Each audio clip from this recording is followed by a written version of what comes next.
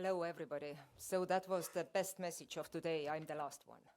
So what I'm going to talk is mostly combining everything what we have talked today. Solutions needed and transformational years ahead. Maybe a bit general question, but will shipping have a role to play in the future of Estonian economy? That is actually our joint concern, what we are here today and why we are here today.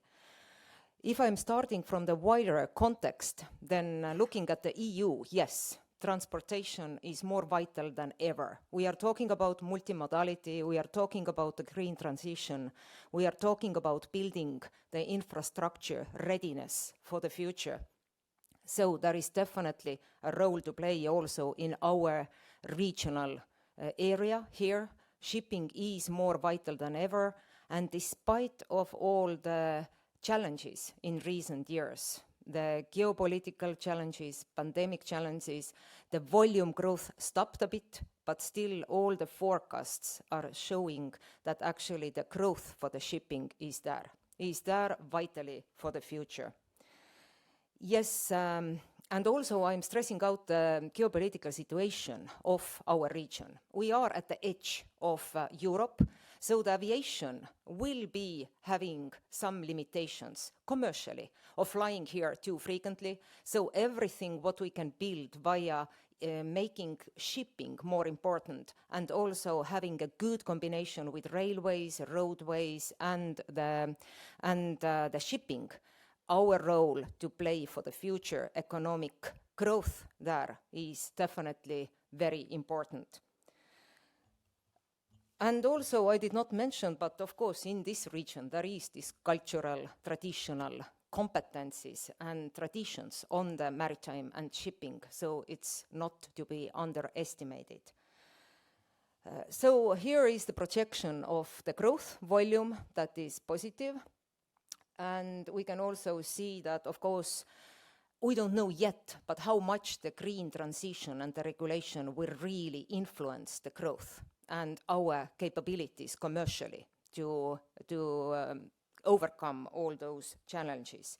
We know that the shipping is enormously complex and volatile industry, and it has also the cyclical mood in the nature.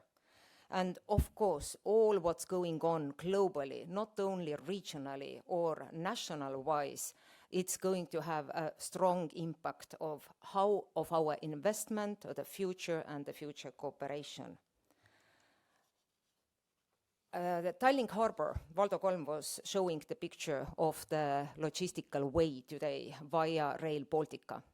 Rail Baltic is definitely a very important project for our future, and we need to adjust and adopt with all different transitions, not only talking about shipping, but talking about the road transportation, road vehicle electrification. There is going to be a lot of new transformation we need to adjust and adapt. Even I'm giving you the example of electric vehicles to place them into the car tech, having totally new safety regulations, charging capabilities into those vehicles. There are just some examples of the new challenges we are facilitating every day. So this multimodal transportation transition in synergy between all those modes is vitally important also for shipping. And yes, there are very interesting new visuals and new ships. This is the particular example from the nuclear-powered ship. We need to be ready for wind, bio, solar, nuclear. We are currently in that state that we don't know what do we need to be ready with. That's why it is so important and so investment heavy period in our development that at the same time we need to be ready and not to miss any of those energy moods, technological innovation moods. And here are some more pictures of different solar-based, wind-based kind of innovations, R&D pilot projects. But my point is here that we are not talking only about the fuel, and we are not only talking about the technology and engine innovation, but we are also talking about onboard services. We are talking about a future that might be totally different about onboard experience for our customers or cargo. We are talking about different moods of services that we never imagined even. We need to be ready to provide onboard.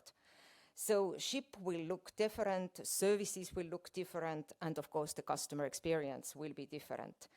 Tallink has been also providing the wind energy ship 10 years ago on Tallink Regal Star via the rotor sail, but it was also those kind of early investments we all need to be ready right now to try out, and nobody has the right answer yet.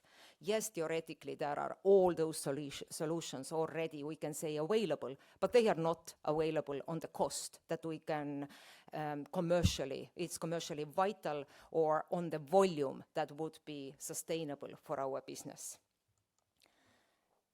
So when I'm talking about all those transitional years and the challenges here, what is the ground to find those solutions? I would say that we are positioned in the region where there is the long-standing shipbuilding expertise. We had many presenters today to be proud of about their investments, their competencies, the work, what they have done. We have our startup mentality. We are so proud in Estonia. So if we could combine in a new synergic platform all those competencies and all those kind of shipbuilding, marine technology sector, startup mentality powers, then we could definitely find a solution.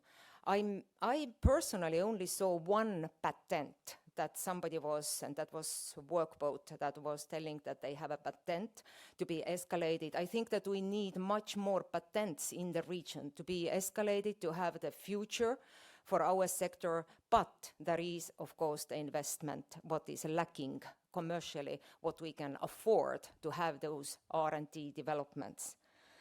But now, even more precisely, what we are right now standing in, and those challenges are multiplied over the last years. I'm talking about the regional competition and competitiveness, what is vital for our future. Currently, we rather have the taxes and the over-regulation and no solutions, no proper incentives at the same time. Of course, we would love to live in the world, in the shipping, where the solutions come before the barriers. But currently, we have a lot of barriers and unanswered questions into the future, and the solutions need to come fast as we look at the regulative years ahead, why we need to admit what kind of standards. Estonian maritime sector support decisions have been on quite a politically turbulent status. Similar incentives and state support is needed when we compare ourselves with Finland and Sweden. And I'm here to say it out and loud. We are in the competitive region, and our environment needs to be on the same level where we are in the Finland and in Sweden. Otherwise, it will badly hurt Estonian flag and sailing under the Estonian flag. We can see that now maritime sector will be added also to the emission trading system. We are all collecting our data. We are having our achievements, but currently there is no decision that the tax money, what we are paying for the environmental protection, is coming back to the sector. I think this is the resource and the foundation and the fund what we badly need in the sector, so that we can build up our future and future solutions. with the help of this collected donation and the collected tax into the European Union. This is the regional collection, and this is the possibility politically to decide how Estonian state is going to utilize the resources collected from maritime sector. So energy efficiency and catching emission, of course, is one of the most influential and most important area on the green transition. And what I would like to say, maybe with the next slide also, that this is not the only channel. We need challenge. We need to think that there is a growing demand from our regional customer base. There is a lot of passengers from Sweden and Finland already who are asking us, I have a yearly carbon footprint budget. I want exactly to know the numbers. What is the impact of my ship travel or cruise travel between two countries? We should be able to answer those questions. We should be able to foresee our footprint in the future. And we are also doing a lot in the data transparency, data management. But we also know that we need to adjust also with our new directives, even what is concerning the waste management, what is concerning the plastic, single-use plastic usage on our everyday operational management, waste management. I'm also even would like to name, for example, the green claims directive, what is coming. So when we are sourcing our partners, all our onboard services, there is pages and pages of new directives and regulations that will of course increase the administrative burden for our company, but we of course would like to comply with all those new regulations. This is the trustworthiness, this is the competitiveness, and this is staying along with the Finnish and Swedish companies and partners in the business. So definitely we are working on no waste issues. We are also working very closely with digital and contactless service building on board. And of course with the circular economy models with all our dear partners around the Baltic Sea. So last but not least, what I would like to say that futuristic solutions are actually existing, yes, but we are not at all close to that state to face the regulation on 2030, even on 2027, that some of the regulation is coming on. We need definitely a better cooperation. That is the vital element. Cooperation between science and technology. Cooperation between shipping sector across the region. Better funding, better platforms that are above the competition. Very often the R&D is not reachable because of competition. Green transition is one of the features of competition. How could we really escalate the solution building that we can benefit regionally and stay in this competition? We need a better cooperation, and this day today is a good example of the sector and the government cooperation. We need to enhance this kind of platforms into the real solution building, and of course the sector, science, technology and government. And last but not least, it's in our hand how we can see the future of maritime sustainable education. Do we have the future in our sector? What we are teaching, how we are funding, and how we can actually utilize the scientific and academic competencies and resources available into our concrete challenges, what we need to solve.